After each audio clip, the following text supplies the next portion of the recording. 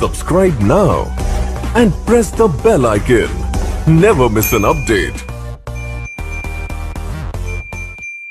नमस्कार आदरणीय पालक आणि विद्यार्थी मित्रांनो, बालाजी एज्युकेअर मध्ये आपले स्वागत आहे।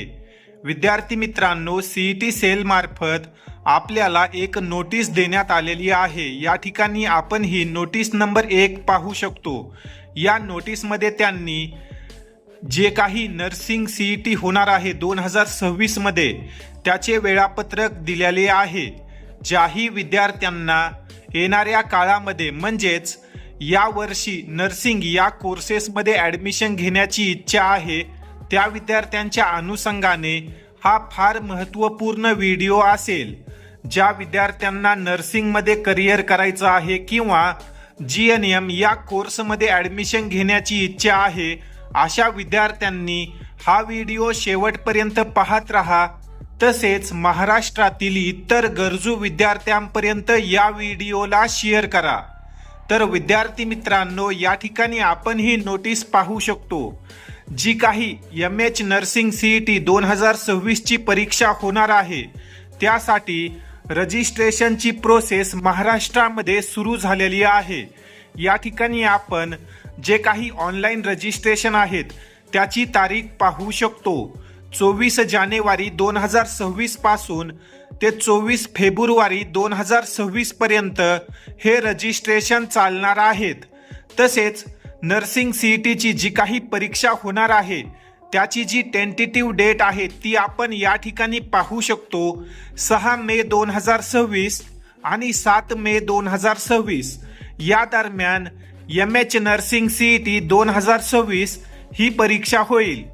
ज्याही विद्यार्थ्यांना BSc नर्सिंग किंवा GNM मध्ये ॲडमिशन घेण्याची इच्छा आहे अशा विद्यार्थ्यांनी ही परीक्षा देणं अनिवार्य आहे। अनेक विद्यार्थी फक्त नीटची परीक्षा देतात व ही परीक्षा देत नाहीत, त्यामुळे अनेक विद्यार्थ्यांचं वर्ष वाया जातं। विद्यार्थी व पालकांना माहिती नाही की महाराष्ट्रामध्ये नर्सिंग या कोर्सेसमध्ये ॲडमिशन घेण्यासाठी MH नर्सिंग CET ही परीक्षा लागू करण्यात आलेली आहे। तुम्ही जर नीट दिलेली असेल तर तुम्ही BSc नर्सिंगमध्ये ॲडमिशनसाठी महाराष्ट्रामध्ये पात्र नाहीत। जर तुम्हाला महाराष्ट्रामध्ये BSc नर्सिंग या कोर्समध्ये ॲडमिशन घ्यायचं असेल तर MH नर्सिंग CET ही परीक्षा देणं अनिवार्य आहे। जे विद्यार्थी नीट UG 2026 ची तयारी करत आहेत व भविष्यामध्ये BSc नर्सिंग घेण्याचा विचार करत असाल तर ह्या परीक्षेचा फॉर्म तुम्ही आताच भरून ठेवा। कारण येणाऱ्या काळामध्ये अनेक असे विद्यार्थी आपल्याकडे येतात की ज्या विद्यार्थ्यांनी फक्त नीटची परीक्षा दिलेली असते व त्यावेळी आपल्याकडे नर्सिंगमध्ये ॲडमिशन घेण्यासाठी कोणताही पर्याय नसतो।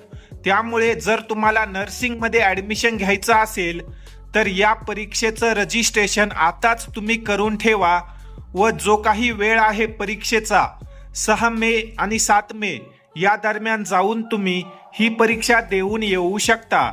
या संदर्भात पुढील अपडेट आल्यानंतर मी तुम्हाला आपल्या YouTube व्हिडिओ मार्फत अपडेट करेल।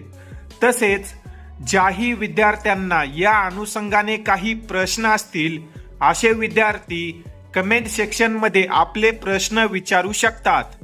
तुर्तास या ठिकाणी आपण या व्हिडिओमध्ये थांबूया। धन्यवाद।